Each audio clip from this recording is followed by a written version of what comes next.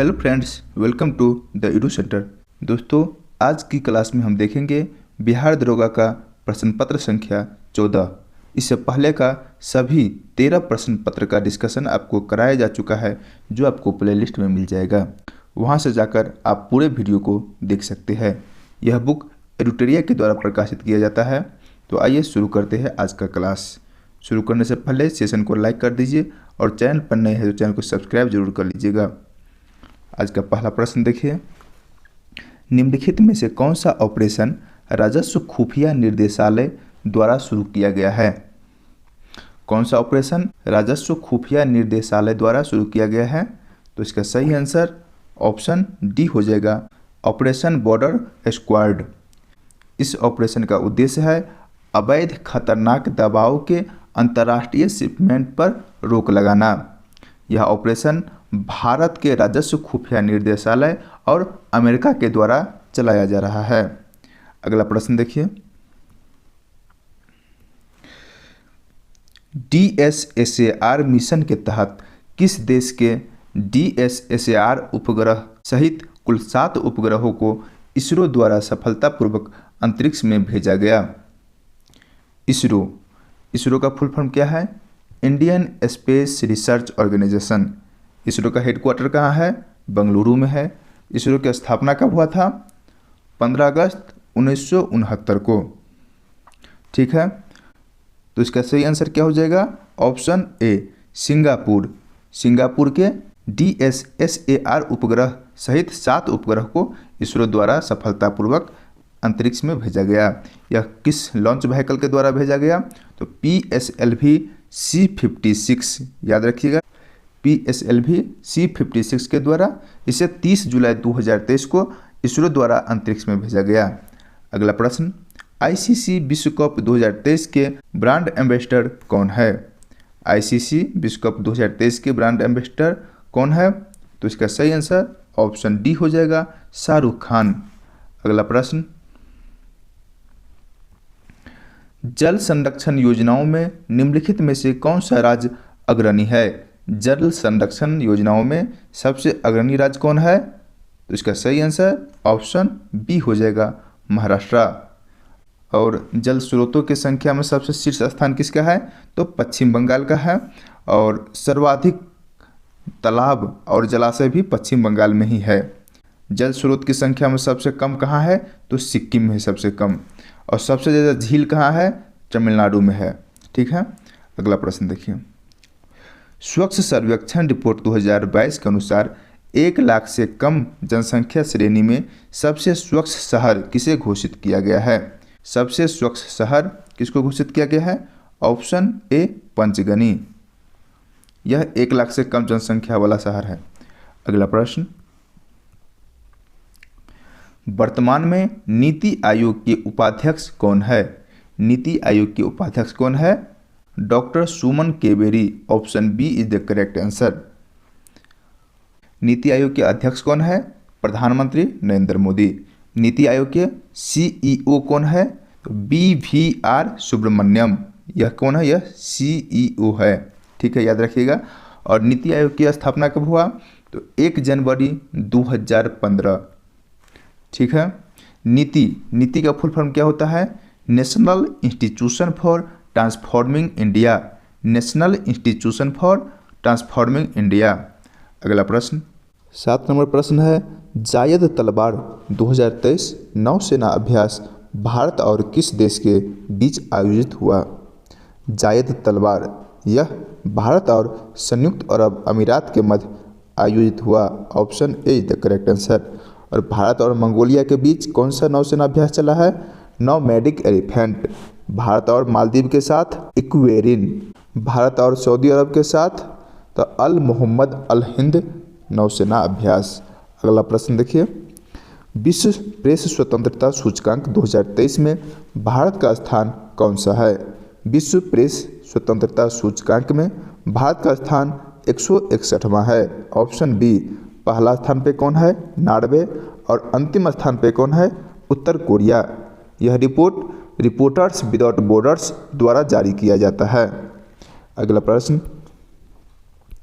वर्ष 2023 में अंतर्राष्ट्रीय जैव विविधता दिवस किस तिथि को मनाया गया? अंतर्राष्ट्रीय जैव विविधता दिवस 1993 से मनाते आ रहे हैं और यह 22 मई को मनाया जाता है। Option B is the correct answer. और 2024 का थीम क्या है? योजना का हिस्सा बने। अगला प्रश्न, जलवायु परिवर्तन को लेकर COP26 शिखर सम्मेलन का आयोजन कहाँ किया गया? COP26 का आयोजन कहाँ हुआ? स्कॉटलैंड में। Option A is the correct answer. संयुक्त राष्ट्र जलवायु परिवर्तन सम्मेलन को आमतौर पर COP26 के रूप में जाना जाता है। अगला प्रश्न देखिए, भारत के नए संसद भवन में पवित्र सेंगोल की स्थापना की गई। इसका इस्तेमाल किस साम्राज्य से होता आ रहा है? किसका स्थापना? सेंगोल का। सेंगोल का हिंदी में मतलब क्या होता है? राजदंड। यह किस साम्राज्य से संबंधित है? तो इसका सही आंसर ऑप्शन सी हो जाएगा, चोल से संबंधित है। नए संसद भवन का आकार कैसा है? तो त्रिकोणीय है। इसे किस कंपनी द्वारा बनाया गया नए संसद भवन को? तो टाटा प्रोजेक्ट लिमिटेड के द्वारा। अगला प्रश्न, मैन बुकर अंतर्राष्ट्रीय पुरस्कार 2023 के विजेता जॉर्जी गोस्पोंदिनोव है। इसका संबंध किस देश से है? कौन देश के है? बुल्गारिया से है। Option A. जॉर्जी गोस्पोंदिनोव को किस रचना के लिए मैन बुकर पुरस्कार मिला? तो टाइम शेल्टर। याद रखिएगा, टाइम शेल्टर। अगला प्रश्न देखिए, पहला वैश्विक बौद्ध शिखर सम्मेलन कहाँ आयोजित किया गया? कहाँ पे किया गया? नई दिल्ली में। पहला वैश्विक बौद्ध शिखर सम्मेलन यह कब किया गया? तो अप्रैल 2023 को। अगला प्रश्न, निम्नलिखित में से कौन सी योजना केंद्र सरकार द्वारा जारी किया गया? केंद्र सरकार द्वारा कौन सी योजना जारी किया गया है? तो इसका सही आंसर ऑप्शन डी हो जाएगा, लखपति दीदी योजना। यह एक स्किल डेवलपमेंट प्रोग्राम है। याद रखिएगा, लखपति दीदी योजना क्या है? एक स्किल डेवलपमेंट प्रोग्राम है। अगला प्रश्न देखिए, पोषण भी पढ़ाई भी अभियान निम्नलिखित में से किस मंत्रालय द्वारा जारी किया गया? यह अभियान महिला एवं बाल विकास मंत्रालय द्वारा जारी किया गया। Option A the correct answer. इस अभियान का उद्देश्य है आंगनबाड़ी केंद्रों में पोषण के साथ साथ बच्चों को पूर्व प्राथमिक शिक्षा प्रदान करना। अगला प्रश्न, हाउ प्राइम मिनिस्टर डिसाइड पुस्तक के लेखक कौन है? इस पुस्तक के लेखक नीरजा चौधरी है। Option see the correct answer. और विनोबा मनकरा द्वारा कौन सा पुस्तक लिखा गया? तो prism the essential abode of rainbow. Salman Rushdie का पुस्तक का नाम क्या है? विक्ट्री क्रे। और अभय के द्वारा कौन सा बुक लिखा गया है? Monsoon a poem of love and longing. अगला प्रश्न देखिए, अखिल भारतीय शिक्षा समागम 2023 का उद्घाटन प्रधानमंत्री नरेंद्र मोदी द्वारा कहाँ किया गया? अखिल भारतीय शिक्षा समागम, इसका उद्घाटन नरेंद्र मोदी के द्वारा नई दिल्ली में किया गया। Option be the correct answer. अगला प्रश्न, पीएम यशस्वी छात्रवृत्ति के तहत ओबीसी, ईबीसी, गैर अधिसूचित खानाबदोश और अर्धघुमंतु जनजाति श्रेणी के 9 से 12 तक के कितने मेधावी छात्रों को केंद्र सरकार द्वारा छात्रवृत्ति प्रदान किया जाएगा? कितने स्टूडेंट को? 15,000 छात्रों को छात्रवृत्ति प्रदान किया जाएगा पीएम यशस्वी छात्रवृत्ति के तहत। अगला प्रश्न की तरफ चलते हैं, किस देश के राष्ट्रपति ने प्रधानमंत्री नरेंद्र मोदी को grand cross of the order of honour से सम्मानित किया गया? किस देश के राष्ट्रपति ने सम्मानित किया? तो इसका सही आंसर ऑप्शन ए हो जाएगा, ग्रीस। अगला प्रश्न, हाल ही में भारत के किस अफ्रीकी देश के साथ स्थानीय मुद्राओं में व्यापारिक लेन देन की शुरुआत किया गया? किस देश के साथ? तो इसका सही आंसर ऑप्शन बी हो जाएगा, तंजानिया के साथ स्थानीय मुद्राओं में व्यापारिक लेन देन की शुरुआत की गई। अगला प्रश्न, विश्व बैंक द्वारा निम्न में से किस दक्षिण एशियाई देश में अपनी पहली सड़क सुरक्षा परियोजना की शुरुआत किया गया? तो इसका सही आंसर ऑप्शन सी हो जाएगा, बांग्लादेश। अगला प्रश्न, हाल ही में व्यापार एवं वाणिज्य मंत्रालय द्वारा जारी आंकड़ों के अनुसार भारत का सबसे बड़ा व्यापारिक भागीदारी देश कौन सा है? कौन है? तो इसका सही आंसर ऑप्शन सी हो जाएगा, यूएसए, अमेरिका। अगला प्रश्न, हाल ही में एप्पल कंपनी ने किस बैंक के साथ साझेदारी कर भारत में अपना पहला क्रेडिट कार्ड लॉन्च करने की योजना बनाई है? एप्पल ने किस बैंक के साथ ये पार्टनरशिप किया है? तो HDFC के साथ। Option D is the correct answer. अगला प्रश्न देखिए, सिप्री द्वारा जारी एक रिपोर्ट के अनुसार भारत सैन्य खर्च के मामले में विश्व में किस स्थान पर है? भारत कौन से स्थान पर है सैन्य खर्च के मामले में? आप लोग यह बताइए, पहला स्थान पर कौन है? पहला स्थान पर यूएसए है, दूसरा स्थान पर चीन है, तीसरा स्थान पर रसिया है और चौथा स्थान पर भारत है। अगला प्रश्न, हाल ही में किस देश द्वारा चांद पर भेजा गया लैंडर मिशन लूना 25 चांद पर सफलतापूर्वक उतरने में असफल रहा? लूना 25 किस देश के द्वारा भेजा गया था जो क्रैश हो गया? रसिया के द्वारा। ऑप्शन बी, रूस। अगला प्रश्न, पृथ्वी की सतह यानी कि भूपर पट्टी में उपस्थित तत्व के क्रम किस क्रम में है? तो ये चेक करते हैं। ऑक्सीजन कितना प्रतिशत है? तो याद रखिए, ऑक्सीजन है 46.71%, सिलिकॉन यह है 27.69% और एल्युमिनियम है 8.07%। तो इसका सही आंसर ऑप्शन ए हो जाएगा। ऑक्सीजन 46.71%, सिलिकॉन 27.69% और एल्युमिनियम 7.07%। अगला प्रश्न देखिए, निम्नलिखित ज्वालामुखी एवं स्थित देशों का कौन सा मिलान सही है? विसुवियस ज्वालामुखी कहाँ है? इटली में, सही। कैटोपैक्सी ज्वालामुखी इक्वाडोर में है, यह भी सही है। किलिमंजारो ज्वालामुखी यह तंजानिया में है। फ्यूजियामा ज्वालामुखी यह जापान में है, इसे याद रखिएगा। विसुवियस ज्वालामुखी यह कैसा ज्वालामुखी है? तो यह सुषुप्त ज्वालामुखी है। कैटोपैक्सी यह सक्रिय ज्वालामुखी है और किलिमंजारो यह मृत ज्वालामुखी है। अगला प्रश्न, निम्नलिखित में से कौन सी भू आकृति का निर्माण नदी की अपरदन क्रिया के द्वारा होता है? कौन सी भू आकृति का निर्माण अपरदन क्रिया द्वारा होता है? Gorge. Option A is the correct answer. अगला प्रश्न देखिए, ग्रेट स्लेव झील निम्नलिखित में से किस देश में स्थित है? ग्रेट स्लेव झील कहाँ है?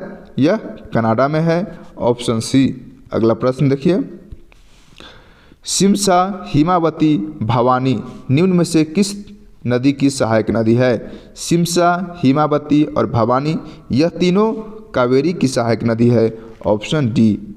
अगला प्रश्न, कार्मेथोरियम इंडिकम नाम की अल्पाइन प्रजाति निम्नलिखित में से किस राज्य में पाई जाती है? यह प्रजाति अरुणाचल प्रदेश में पाई जाती है। Option B. अगला प्रश्न, निम्नलिखित में से कौन सा प्लेट एशिया एवं प्रशांत महासागर के बीच स्थित है? कौन सा प्लेट एशिया और प्रशांत महासागर के बीच स्थित है? Philippine plate. Option B. अगला प्रश्न, भारत में सर्वाधिक भूभाग पर किस प्रकार की मिट्टी पाई जाती है?